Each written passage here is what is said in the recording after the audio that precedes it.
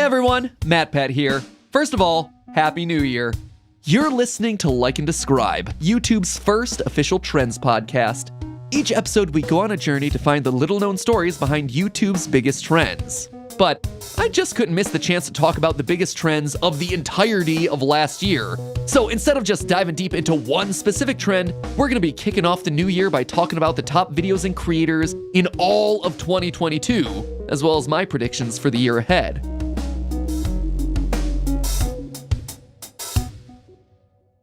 I'm going to be joined by two very special guests whose literal job it is to study trends on YouTube. Kevin Alaka is YouTube's Global Director of Culture and Trends. He's been at YouTube since 2010, when he originated the company's Culture and Trends function. Maddie Buxton has been a Culture and Trends manager at YouTube since 2018. Before that, she was a tech writer and editor at Refinery29.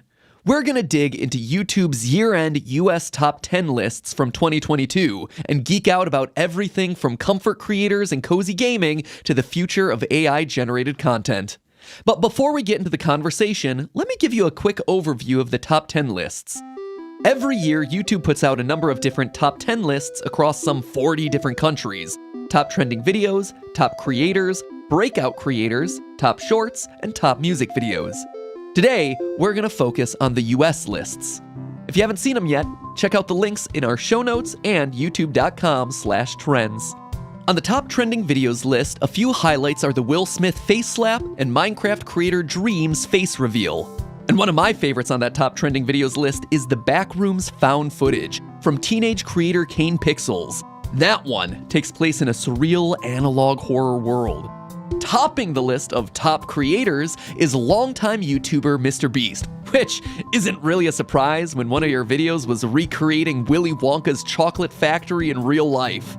2022 was the year where we saw a big changing of the guard in the creator space, as MrBeast surged to become the #1 most subscribed individual creator. Other creators on the list were Ryan Trahan, spurred by his one-man quest to legitimize the penny, as well as Eric, with his promises of delivering his fans the world's largest pizza party. Meanwhile, over in the world of short-form video, the top shorts list included a video from Brody the Dude about shaving his fluffy dog, as well as a trick shot from Chris Ivan, where he tries to hit a super high restaurant sign with a plunger. In general, this was a year of change. Long-term creators started upping the scale of their videos and businesses, all while a new generation of creators started to find their unique voices with shorts. And now, to dive in a little bit deeper, here's my conversation with Kevin and Maddie. Well, Kevin and Maddie, welcome to the show. Thanks, so happy to be here. I'm excited to get into it with you, Matt. Now, before we hop into the lists themselves, I wanted to get your general thoughts on, is it possible for videos to go viral anymore? Is that even a relevant term? It's so interesting because I think that the definition of the way that we used to use the word viral, right, which is like this one video that breaks out and everybody sees it and they're all sharing it, like that doesn't happen in the same way that it used to. I mean, first of all, the internet's just like usage has grown so much. And so it's a lot harder to like really break through in the way that we think about, you know, what does the fox say? But a lot of the trends that kind of have that viral kind of texture that we think about are these broader phenomenon where you're seeing lots of different people participating in something that is kind of similar in some way. How about you, Maddie? Any thoughts on what going viral in 2022, 2023 looks like?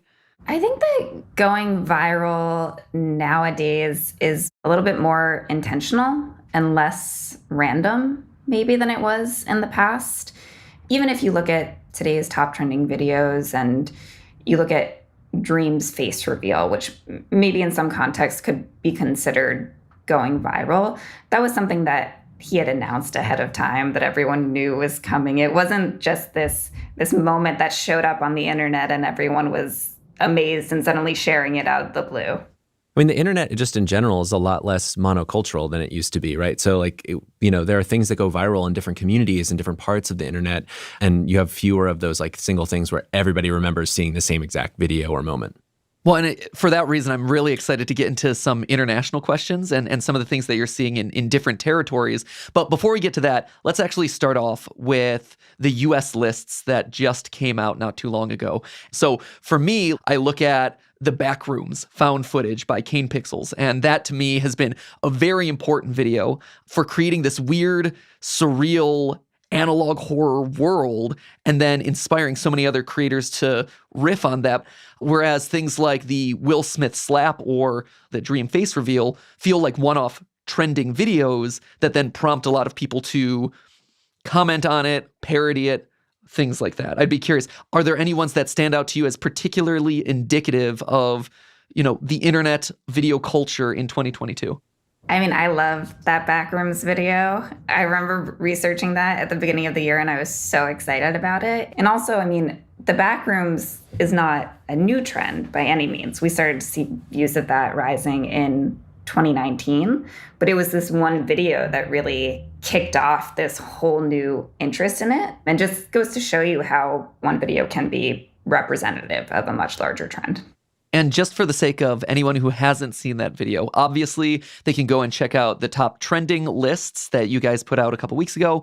But can you just describe briefly what that video entails? Yes, that video is based on this internet piece of lore legend about the Backrooms, and it's a piece of found footage. It has these analog media effects, like a glitchy VHS tape. And it has some slightly scary moments, but nothing too horrifying. It's funny because Maddie often will be asked to go and talk about these lists on morning TV shows. And it used to be like, what does the fox say? You guys know that song. And now it's like, The Backrooms is an anxiety-inducing, Yeah, it's gotten a little more complex over the years. The videos that we're seeing are, in a way, a lot harder to describe because they have this whole history on the internet that if you speak the language of the internet and you're clued into how all of these different things are connecting across different platforms, you know what they are. But if you're someone coming in cold, sometimes it can be a bit harder to just understand why this seemingly random video is at the top of the top trending videos of the year list. Yeah, actually, when I saw that video on the list, I was so excited for Kane, but also so thrilled that a small, independent, single creator was able to conquer the list in a lot of ways, right? You look at this top 10 list of trending videos from 2022, and you see a lot of things that, you would probably expect, right? The Will Smith slap. I think that is about as mainstream can get, right? Or established creators like Mark Rober, Mr. Beast, people who have been on the platform for a while have become synonymous with a lot of these big viral videos. But then all of a sudden, here's Kane Pixels Backrooms. It shows that it still can be done despite the monoculture of the internet no longer existing. There is still a chance to kind of capture everyone's imagination and find that niche that just gets everyone excited to talk about, this original creation. Yeah, absolutely. And we see that on the top creators and breakout creators list too, in that a lot of this year's breakout creators are also on the top creators lists, whereas in the past, they were pretty different lists. Sometimes we would see one or two crossover, but now we're seeing more and more new creators break through to that kind of upper echelon of the top creator list. And actually, I'd love to get your take on that dichotomy, both Kevin and Maddie, the difference between creator-led, creator-made content versus stuff like the Will Smith slap at the Oscars. Obviously, one is something that has to be very delicately defined to Good Morning America. The other one is like, oh, you've seen this happen in real time. You've seen the clip multiple times. And it's fascinating to see a list where both of those things exist at the same time. Yeah, the interesting thing here is that a lot of these moments actually have an unseen sort of conversation that drives their popularity that is built around different communities that exist on the internet. Like you look at the slap and you think about that as this kind of like, oh, everybody saw that one moment. But part of the reason that it broke through so much is that there were so many simultaneous conversations happening among different people and different groups around what that moment actually meant. Even when you look at the the Backrooms video, that wasn't a video that people just watched and moved away from. It was the start of an entire lore that people like wanted to literally like be a part of in some way. These videos are not just things you watch. They're things that you have some broader engagement with and that you want to discuss and that you want to unpack and that you want to, go beyond this sort of standard viewing experience. Mm-hmm. And Kevin, as someone who has founded this team and has been researching this stuff for as long as you have you noticed changes or an evolution to how these lists look? From the days of What Does the Fox Say, Gangnam Style, to nowadays with the slap in the Backrooms. Have there been different percentages of creator-made videos versus kind of more mainstream stuff? Like, what sort of things are you seeing that might look different or have persisted over the last decade? You can kind of see the evolution of YouTube in the evolution of these lists in a way. And I remember the first one that I worked on was in 2010. And it was kind of a mix of, I think, these user-generated viral videos, these one-off viral videos, and major media moments like, late night show clips and stuff, right? And then over time, a couple things happened. One is you started to see fewer of those kind of viral videos, and you started to see more YouTube creators creating major media moments, essentially. Some years it's like, okay, these are all very popular videos, but there's no real thread between these things. And then some years like this year where you really see, oh, wow, there's like some really interesting phenomena happening that are all reflected on this list. Right. Well, what the follow-up question has to be. In your answer, you mentioned that there is a common thread that you see across these top trending videos. What's the story here? All of these top trending videos involve online communities in some way. So, for example, we see personal stories showing up really prominently from Dream with his face reveal or Jaden Animations with their coming out video. Let's get into it. I've come to realize that I'm ARO-ACE, which stands for Aromantic Asexual. Then you have these more traditional celebrity moments like the Will Smith slap, where they're becoming more important and gaining increasing notoriety because of the way that communities interact with them once they're shared online. Now, we've talked a little bit about how these lists have changed over the years. Obviously, the world underwent a massive change with COVID, dealing with mental health as you're kind of trapped in solitary confinement for an extended period of time. Has that impacted the trends list over the last several years from your perspective? The pandemic had a couple of unexpected impacts. Like, one of them is that video became a lot more of a common experience in people's lives. Like 80% of people have posted video content online. Like, that is a stat that would have been unthinkable to me just a few years ago, but is now a truth, right? I think also the way that people use video has evolved. Like, one of the cool things about YouTube has always been that the audience sort of decides what it's for in a way. That's like explains why ASMR is so popular. Like, no TV network's like, oh, we're going to have people whispering on our show tonight. But like, when someone decides like, oh, I use this to relax, all of a sudden the content sort of proliferates around that. And so we've seen a lot of people, especially younger people, using YouTube to cope with this like anxiety that we all developed or experienced over these last few years. Like, over 80% of younger people say that they use YouTube for soothing content. And we ran the same question a year prior and it was like 10 percentage points up. Can you give some specific examples of soothing content? Yeah, I mean, well, ASMR, I mentioned, obviously, is one of those things. And I think a good example that I really loved is Bad Bunny put out all these like 360 videos of him like just chilling on the beach. And it's like this kind of vibe that he's kind of created that I think is quite relaxing. I mean, if you look at a lot of the top live streams, like Lo-Fi Girl is this, right? This kind of like calming thing that you can put on to focus, right? And there's a lot of these like live streams that are really about managing your emotions and stuff. There's also an interesting phenomenon that's related to this called comfort creators, which is where we see people, especially, younger people, they watch their favorite creator because it makes them feel comfortable, right? It is actually relaxing. And don't forget the cozy gaming. I love the cozy gaming. What's cozy gaming? It's very hard to explain, but it's a vibe. It's a vibe of playing in these landscapes in a way that's very relaxing, and you're not playing to achieve any specific end goal, to complete a speed run. It's just a more relaxed approach to playing a game. I can definitely attest to using YouTube for a fair amount of soothing content myself. Lo-Fi Girl is a frequent pumping through my headphones as I'm working on scripts throughout the day. So That being said, we've talked a lot about what's on these top 10 lists that you've released for the US. I'd be curious, what are some high-level differences that you see in some of the international territories where you put out these lists? There actually are a lot of similarities and very common themes. This theme about online communities playing an important role holds true across regions. In multiple countries, we have creators sharing personal stories ending up on the top trending videos list. We also see some of the same videos appearing from country to country. For example, Will Smith's slap showed up in Germany in the same way that it showed up here. There are some things that have become more globalized, but there are also things that are very much a part of an individual culture.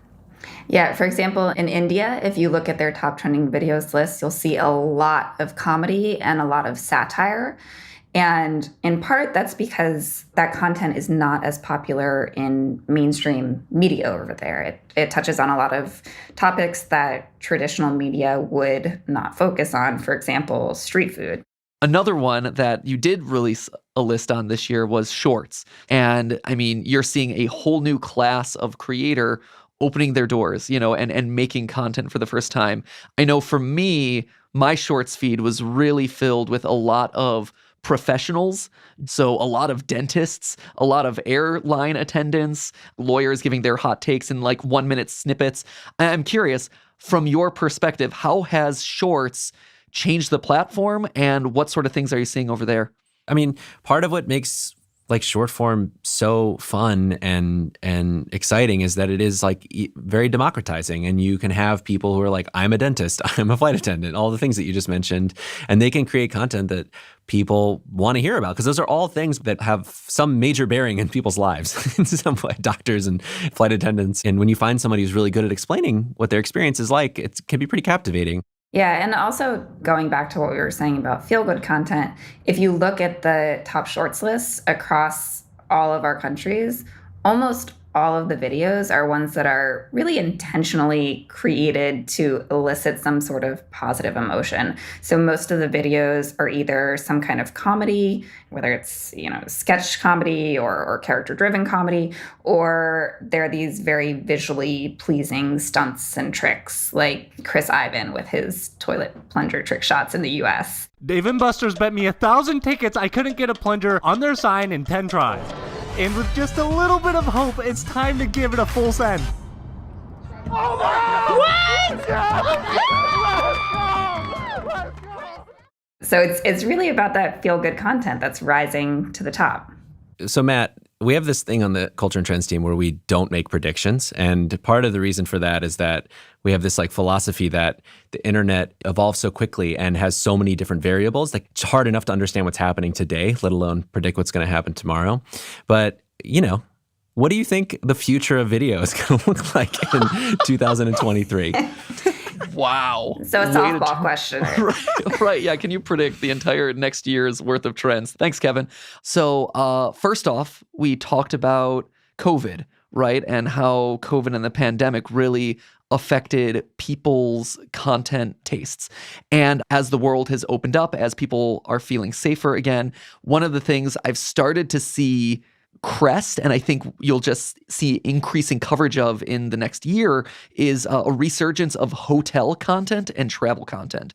I rented a $1 million a night hotel room. And I also rented this $1,000 a night cave, this $10,000 a night underwater palace, this $50,000 a night island. Dubai is one of the richest cities in the entire world. And in honor of that, I decided to go all out and book us a room at the only 7-star hotel in the world.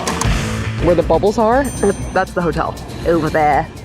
Obviously, Mr. Beast just did his $1 versus $1 million hotel. But before that, Safiya Nygaard did her I Stayed at an Underwater Hotel. And I think at this point, as people are looking for exciting, interesting vacations to get out of the homes that they've been stuck in for the last couple years, they're going to be turning towards people who are showcasing those sorts of wacky places to visit or things that they can aspire to in the future. I'd also say in the back third of 2022, I would say, you saw this real surge in people talking about AI-generated content. There were a lot of image generation softwares that used AI to create images from just a few descriptive words. And I think what you're going to start seeing are more and more creators testing the limits of what these AI programs can do, and also starting to discuss the ethics of AI-generated content. Obviously, Shorts content is just going to continue to explode on the platform as more and more people become creators. And then last, I think for the last couple years, MrBeast has really dominated the cultural conversation on YouTube, because his stunts are one of a kind. The scale of his videos is untouchable.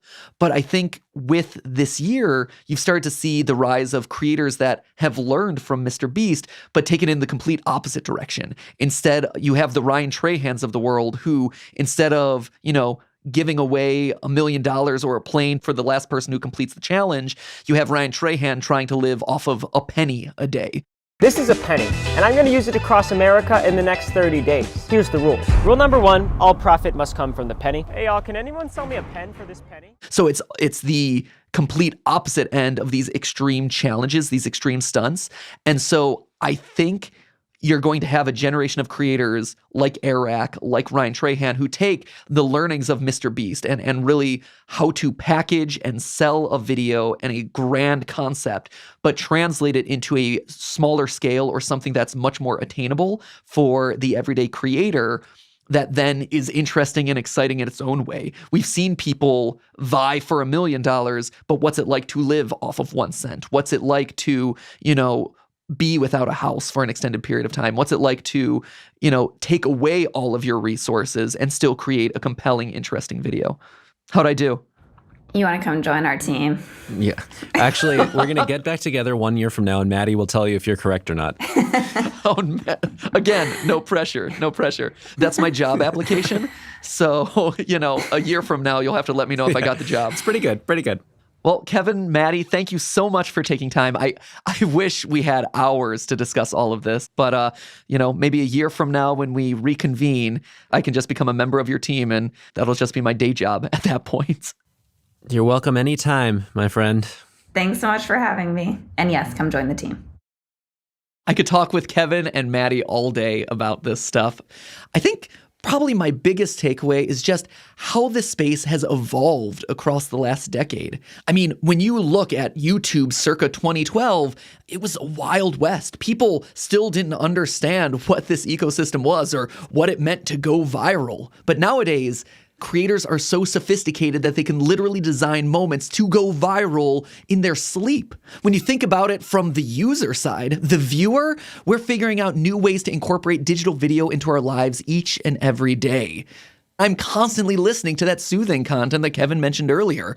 Every day, Lo-Fi Girl is right there on my desktop playing in the background while I'm working on a new script. And I'm sure it's the same for you as you're studying for a test or trying to get through the workday. So where does digital video head here in 2023? I cannot wait to find out. Thanks for listening to episode 2 of Like and Describe, YouTube's first official trends podcast. I'm Matt Pat. You can find links to the US top 10 lists we discussed in the show notes, as well as youtube.com/trends. Find out more at yt.be/likedescribe. That's yt.be/likedescribe. Like and Describe is produced by Chris DeCesar, Brian Farnham, Rachel Pena, Amanda Olszewski, and Emily Shaw. This episode was edited by Emily Shaw and Zach McNeese, and mixed by Zach McNeese as well. Special thanks to Kevin Alaka and Maddie Buxton. Our theme song is by Megan Bagala. I'll see you next time.